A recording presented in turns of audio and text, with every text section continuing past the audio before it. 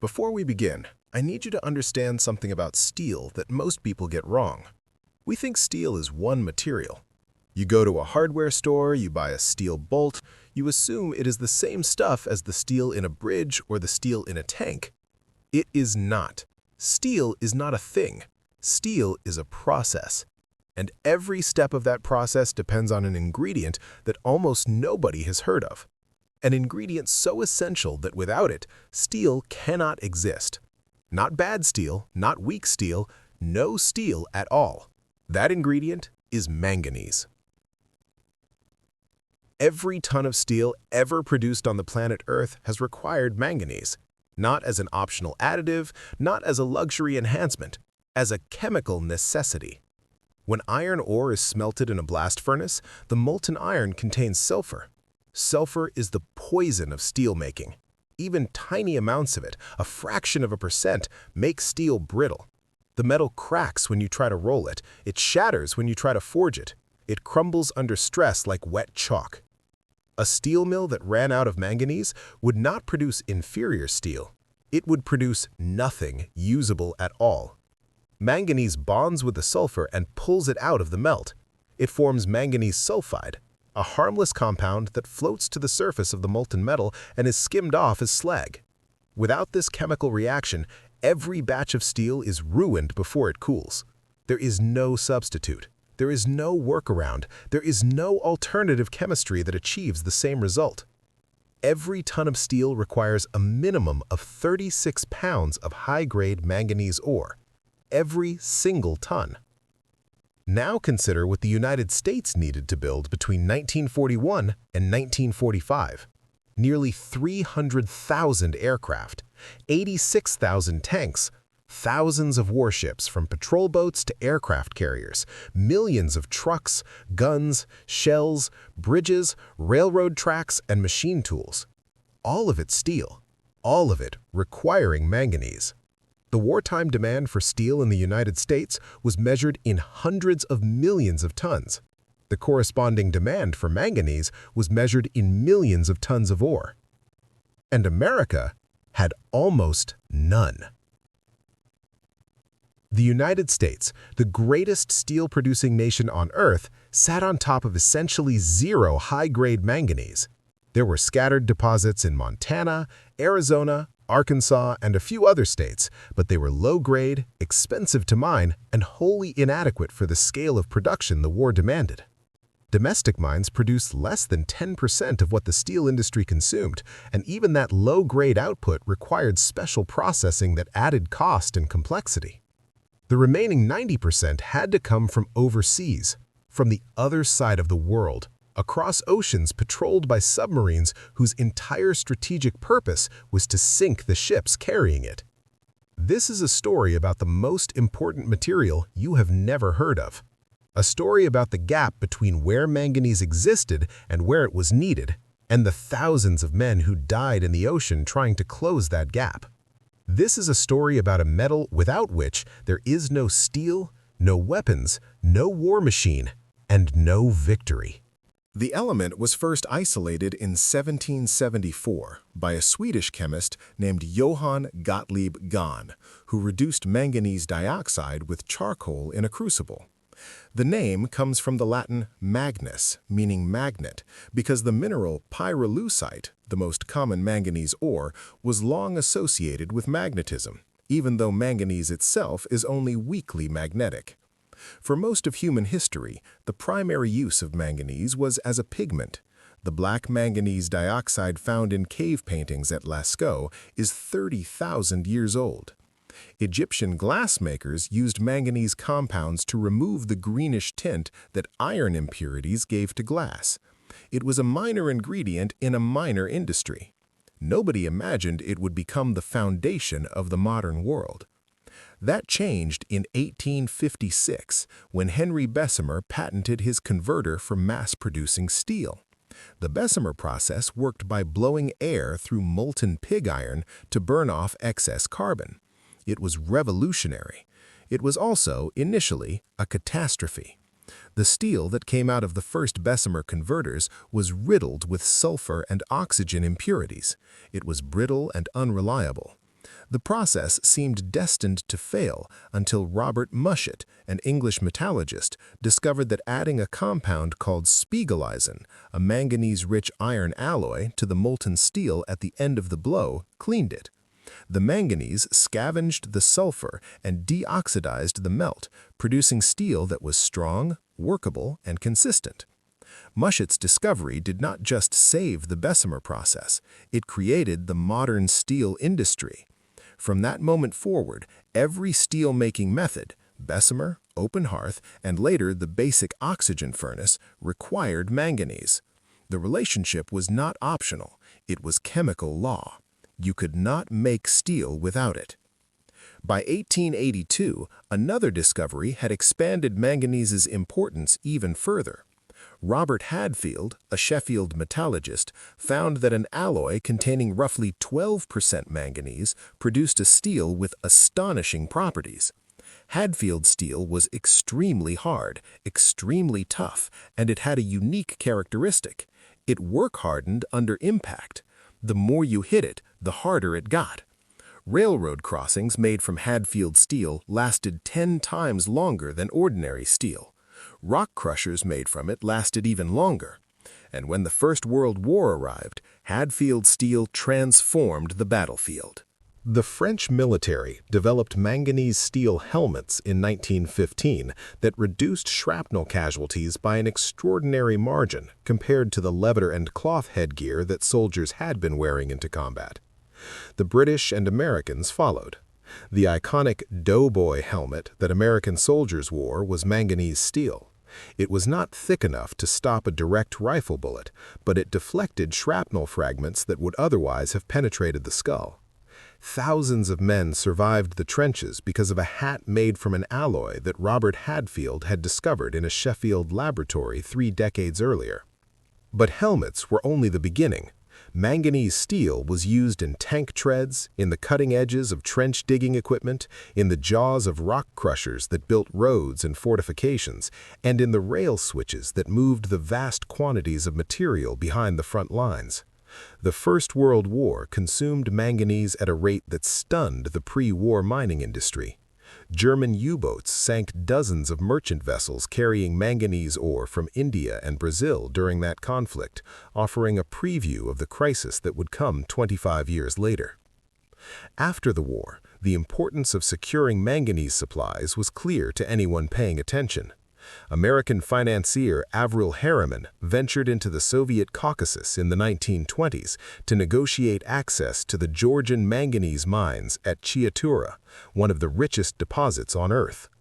The mines used an elaborate aerial tramway system spanning 30 kilometers to transport ore from the mountain deposits to the rail line. It was a precarious arrangement, an American industrial giant dependent on the goodwill of a communist government for a material essential to national security. But the ore was high grade, the price was acceptable, and nobody in Washington wanted to think too hard about what would happen if the arrangement fell apart. So by the early 20th century, manganese was indispensable twice over. It was required in every ton of steel as a purifier, and it was required in vast additional quantities as an alloying element for specialty steels. The world consumed millions of tons of manganese ore per year, and that number only grew. The problem was geography. The world's major manganese deposits were concentrated in a handful of places, and none of them were in the United States. The Soviet Union controlled the largest reserves, centered on 2 enormous deposits, Chiatura in Georgia, nestled in the Caucasus Mountains, and Nikopol in Ukraine, along the Dnieper River. Together, these Soviet mines produced roughly 40% of the world's manganese before the war. India, then part of the British Empire, was the second largest producer, with major deposits in the central provinces and Bihar. Brazil had large reserves in Minas Gerais, the same state that supplied the world's quartz crystals. The Gold Coast of Africa, modern-day Ghana, and South Africa rounded out the major sources.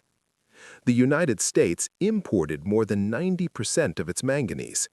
The 4 leading steel-making countries in the world, the United States, Great Britain, Germany, and France, produced 90% of the world's steel, but controlled perhaps 1 to 2% of the world's manganese. This was the central paradox of industrial power in the 20th century. The nations that needed manganese the most had almost none of it.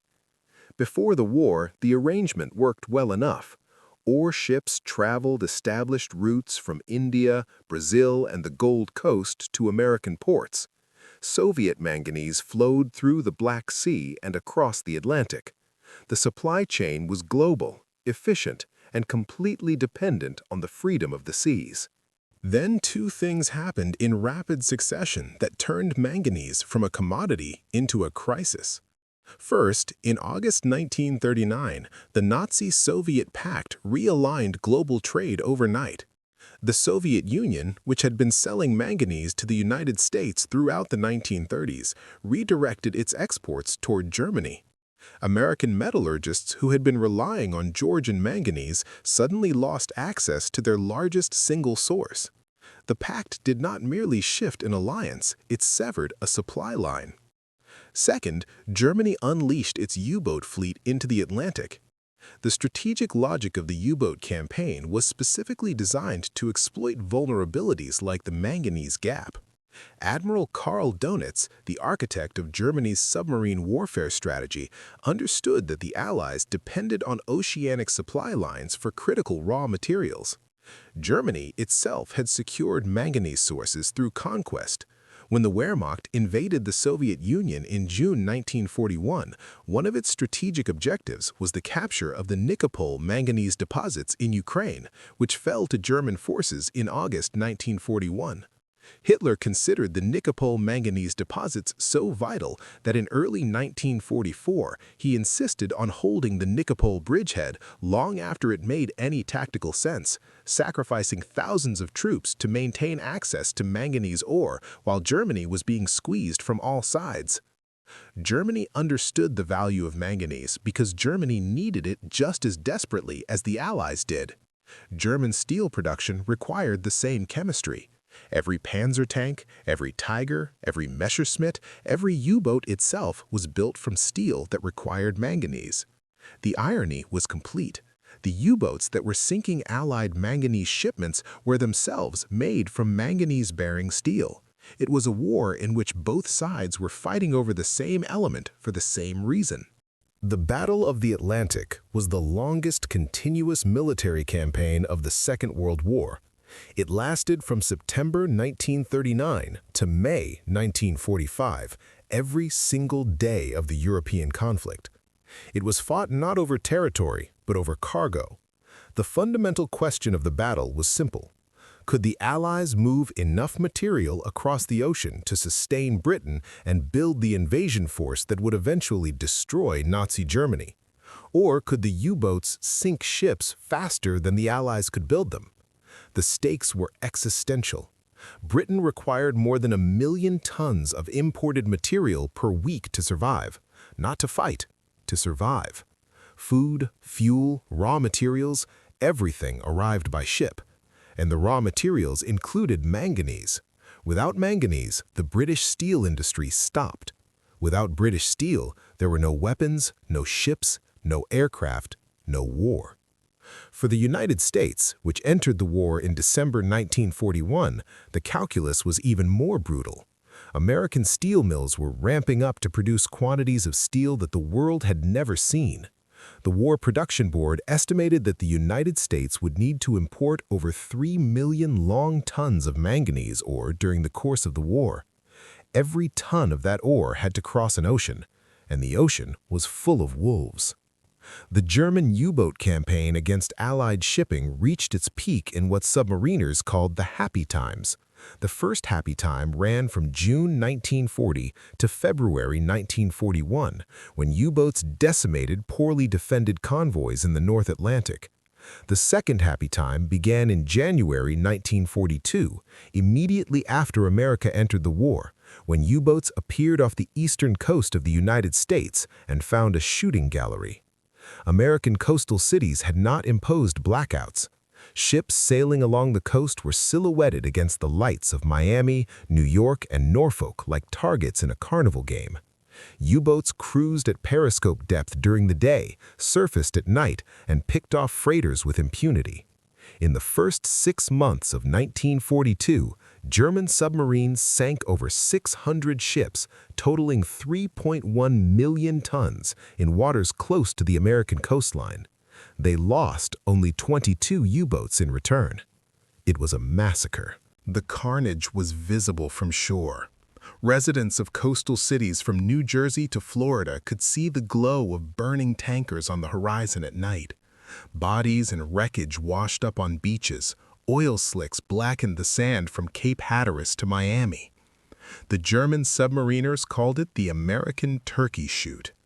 Kapitan Reinhard Hardigan in U-123 alone sank 7 ships totaling nearly 47,000 tons before he ran out of torpedoes and returned to base.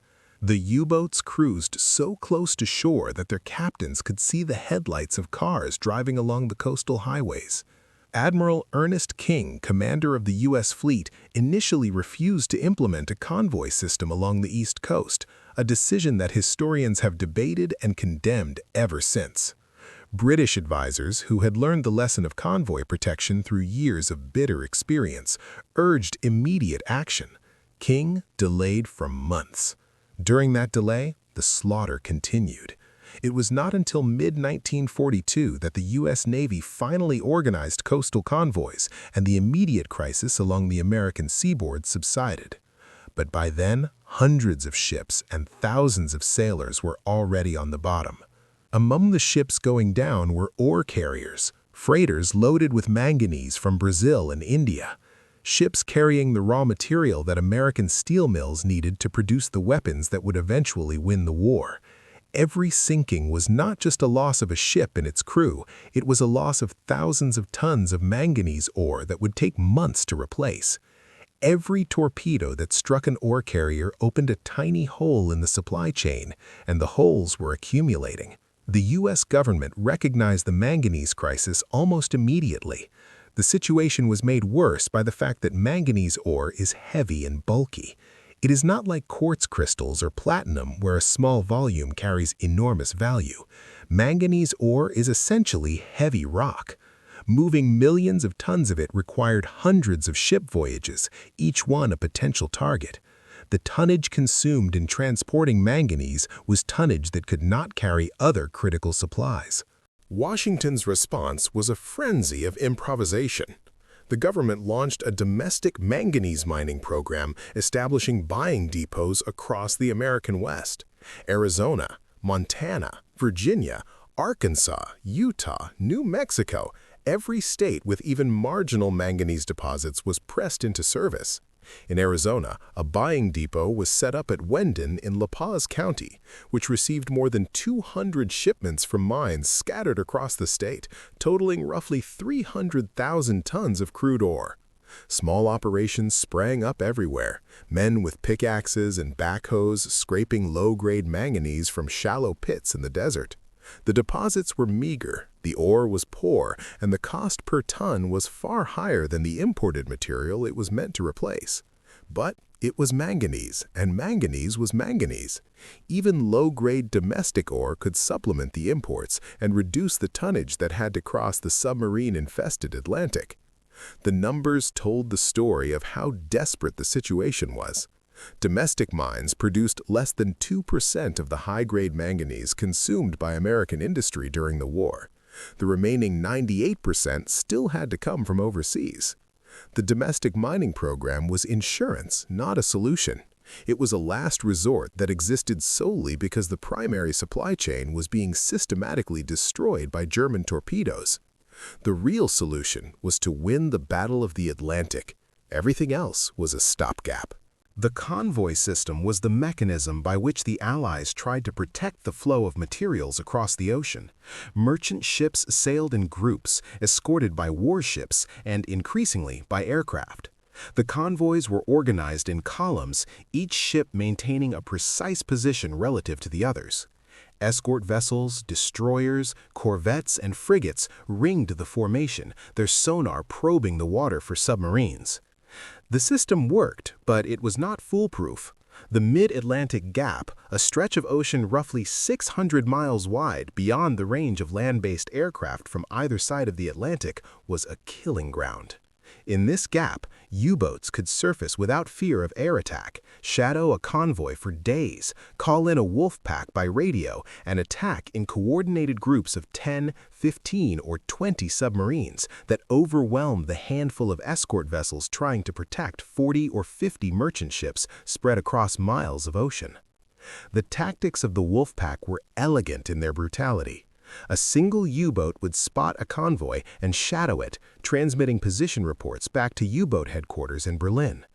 Admiral Karl Donitz, commanding the submarine fleet, would vector other boats toward the convoy's projected course. When enough submarines had gathered, they would attack at night, on the surface, where they were fast enough to keep pace with the convoy and where the escort's sonar, which only worked underwater, was useless. The U-boats slipped through the gaps between escort vessels and fired their torpedoes from inside the convoy formation itself. The first warning that a ship was under attack was often the explosion of the torpedo against its hull. The convoys that carried manganese ore from India typically sailed around the Cape of Good Hope, up the west coast of Africa, and across the Atlantic to American ports. It was an immensely long voyage, weeks at sea, through waters where U-boats were active from the South Atlantic to the Caribbean. Ore from Brazil had a shorter route, but still crossed waters that German submarines patrolled aggressively, particularly off the Brazilian coast, where the warm currents attracted U-boats. One Norwegian freighter, the LNK, was carrying 7,000 tons of wheat and manganese ore from Australia to Great Britain when her convoy was attacked in March 1943. She was positioned in what experienced convoy sailors called the coffin corner, the lead ship in the outermost column, the most exposed position in the formation. When the U-boat struck, the LNK was among the first to go down. The wheat and the manganese settled to the bottom of the North Atlantic, along with the men who had been trying to deliver it. The losses were staggering. Over the course of the war, the Allies lost 3,500 merchant ships in the Atlantic. Not all of them carried manganese. Many carried oil, food, ammunition, vehicles, or troops. But every ship that went down reduced the total available tonnage for transporting everything, including the ore that the steel mills needed.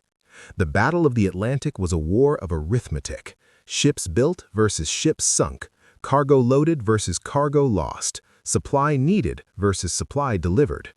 In the worst months of 1942 and early 1943, the arithmetic was going the wrong way. Ships were sinking faster than they could be built. Strategic materials, including manganese, were accumulating on docks in India and Brazil because there were not enough ships to carry them, or because the ships that tried did not arrive. The crisis forced American metallurgists to innovate. If they could not get enough manganese, they would learn to use less of it, or they would find substitutes. This is where the manganese story intersects with the molybdenum story. The Nazi-Soviet pact of 1939, which redirected Soviet manganese toward Germany, had forced American steel researchers to develop new alloy formulations that relied less on manganese and more on domestically available materials. Molybdenum, which America produced in abundance from the Climax mine in Colorado, could partially substitute for manganese in certain alloy applications. American metallurgists redesigned steel specifications to reduce manganese content where possible and increase molybdenum content. The shift was not perfect. Molybdenum could not replace manganese in its fundamental role as a sulfur scavenger in the steelmaking process. That function was irreplaceable. But in the secondary role of manganese as an alloying element for strength and toughness, molybdenum could pick up some of the slack. The government also invested in electrolytic manganese production, a process that could extract manganese from low-grade domestic ores that were unsuitable for conventional smelting. New processing plants were built in Montana and elsewhere, using electricity to refine manganese from ores that would have been worthless before the war. The output was small compared to the demand, but every pound of manganese produced domestically was a pound that did not have to cross the Atlantic. Conservation programs were implemented across the steel industry. Mills were ordered to reduce manganese consumption to the minimum required for chemical effectiveness. Standard specifications were revised downward. Every ingot of steel produced during the war contained less manganese per ton than the peacetime standard, shaved as close to the chemical minimum as metallurgists dared go. It was a tightrope walk. Too little manganese and the sulfur would not be fully removed, producing steel that cracked under stress. Too much, and the nation was wasting a material it could not afford to waste. There was even a connection to the coins in people's pockets. In 1942, the U.S. Mint removed nickel from the 5-cent coin, which had been 75% copper and 25% nickel. The new wartime nickel was 56% copper, 35% silver, and 9% manganese. The mint was raiding its own currency for strategic metals. The manganese in every wartime nickel was manganese that could have gone into steel, but the replacement alloy was necessary because nickel was even more desperately needed for armor plate.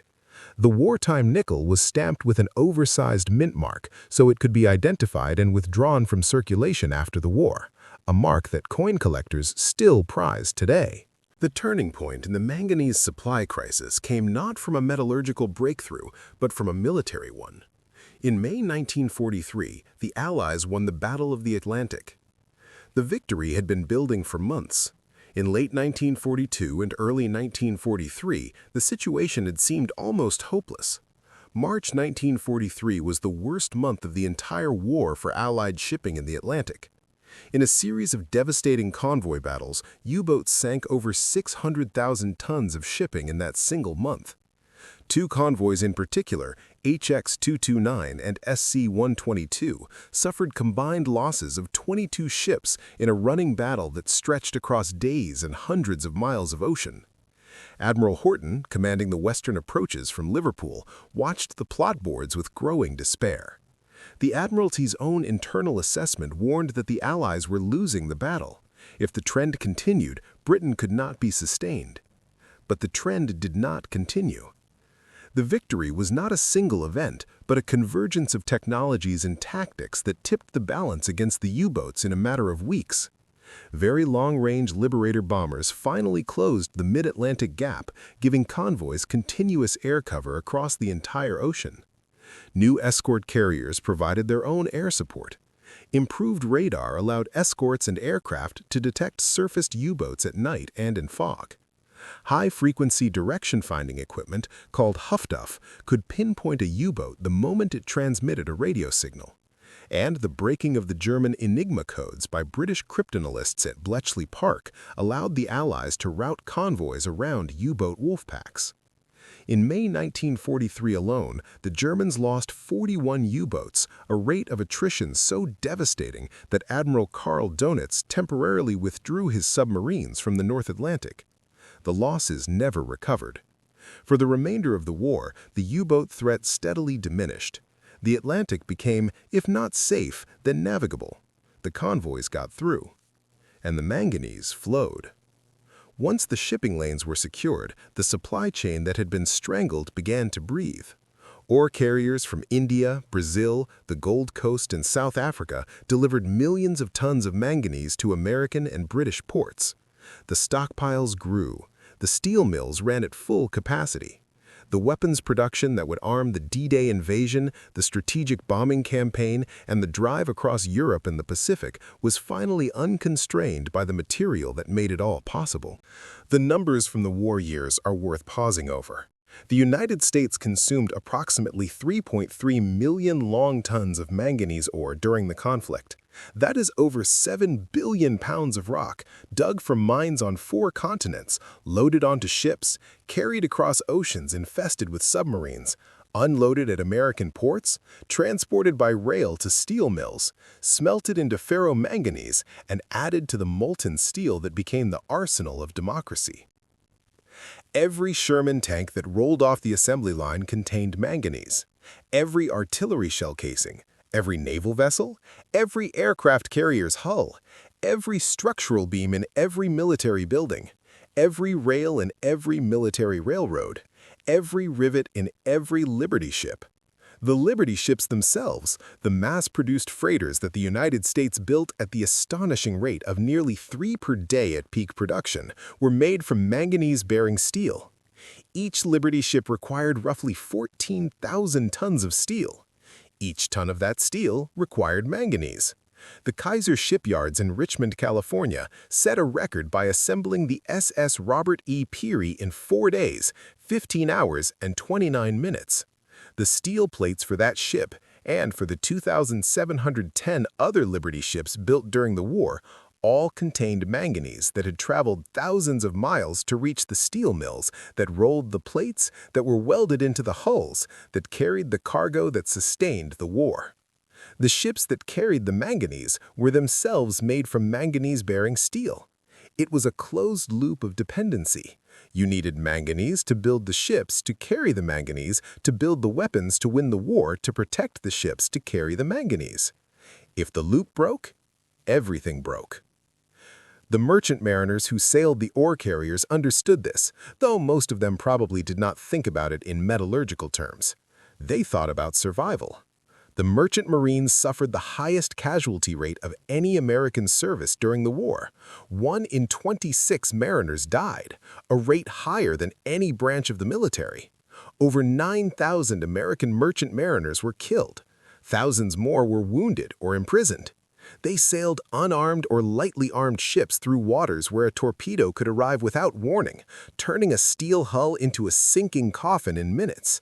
The ore carriers were particularly vulnerable because manganese ore is dense and heavy. A ship loaded with ore sat low in the water and had almost no reserve buoyancy. When torpedoed, ore carriers sank fast. The crews often had no time to launch lifeboats. These men were not soldiers, they were civilians. Many were too old or too young for military service. Some had criminal records that disqualified them from the armed forces. Some were foreign nationals from occupied countries who had no home to return to. They signed on to merchant ships because the pay was decent and because someone had to do it. They did not receive military benefits. They were not recognized as veterans until 1988, 43 years after the war ended. They were the invisible workforce of the war, and they paid for it with their lives. Today, the United States still produces no high-grade manganese ore, not 1 ton.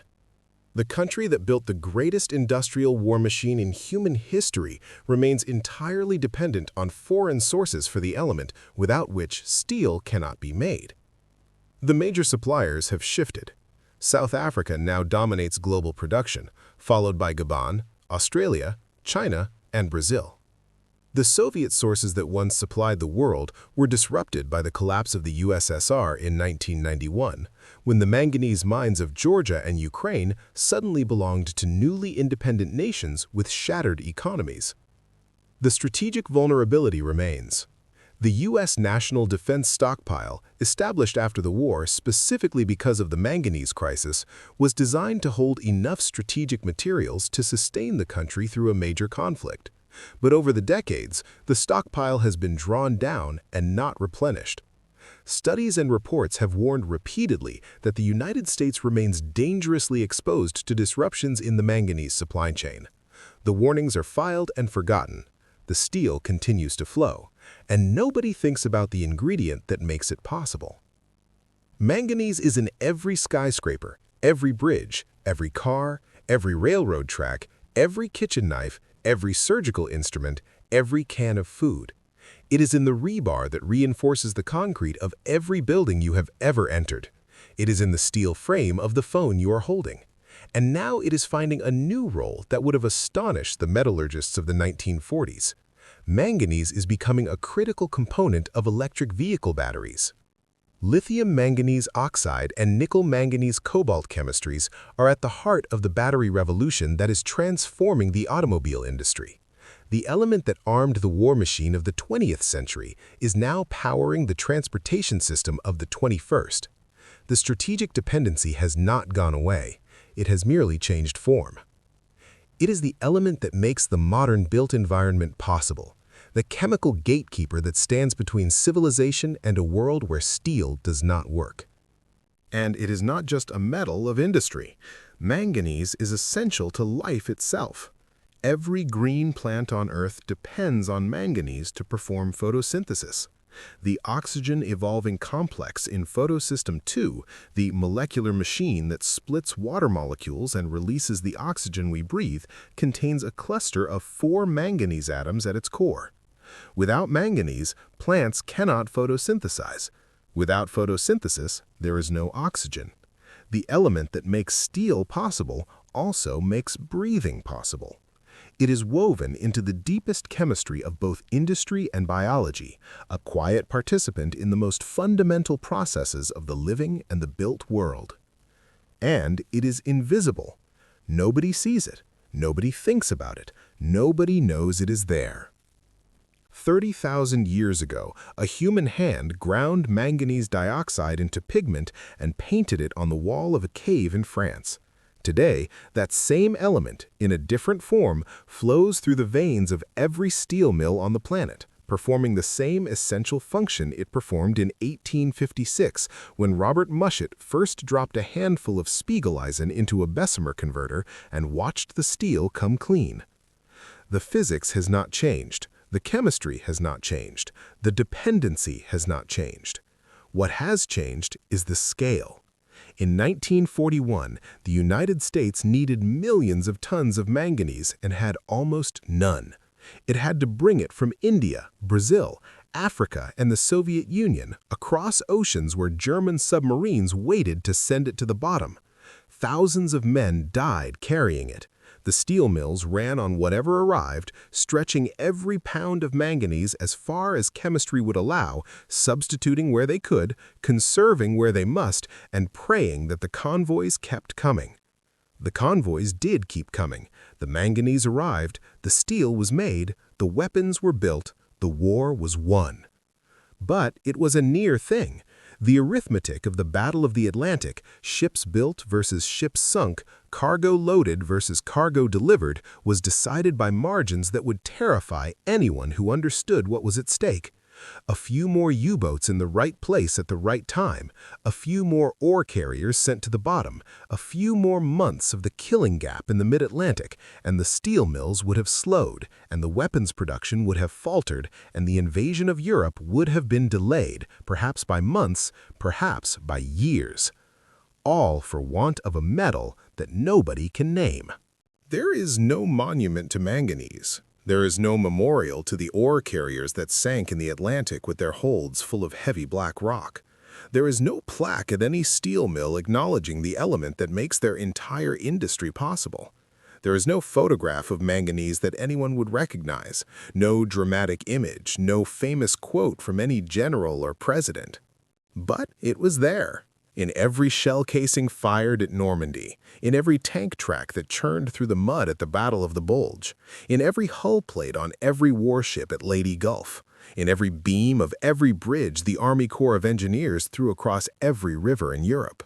36 pounds per ton minimum. A chemical requirement that could not be waived, could not be reduced beyond a certain point, could not be substituted. The men who dug the manganese in the mines of Minas Gerais and the central provinces of India and the Gold Coast of Africa did not fire a shot. The merchant mariners who carried it across the Atlantic did not drop a bomb. The metallurgists who stretched every pound of it across the maximum number of steel ingots did not command a battalion. But without all of them, the steel did not exist. And without the steel, nothing else existed either. No tanks, no ships, no aircraft, no weapons, no victory. Manganese did not win the war, but without it, the war could not have been won.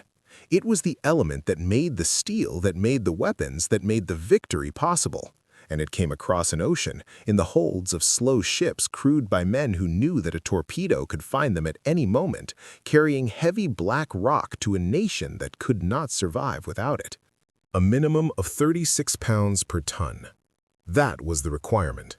That was the number that could not be negotiated, not by generals, not by presidents, not by the entire industrial might of the United States of America. Chemistry does not negotiate. Chemistry does not care about strategy or politics or courage. Chemistry requires manganese, and without it, there is no steel. And without steel, there is no war machine. There is no arsenal of democracy. There is no victory. There is only iron, full of sulfur, brittle and useless, waiting for an ingredient that is sitting at the bottom of the Atlantic Ocean, inside the hull of a torpedoed freighter, settling slowly into the mud alongside the men who were trying to deliver it. 36 pounds per ton. That is how thin the line was. That is how close the greatest industrial nation on Earth came to losing a war, not because of tactics or strategy or courage, but because of chemistry. Because of an element buried in the earth of other countries, carried across an ocean by men in slow ships, hunted by submarines crewed by other men who understood, perhaps better than anyone, that wars are won and lost not on the battlefield, but in the supply chain, in the hold of a freighter, in the dark water, in the space between what a nation needs and what it can get its hands on. That is where the war was truly fought. And manganese was at the center of it.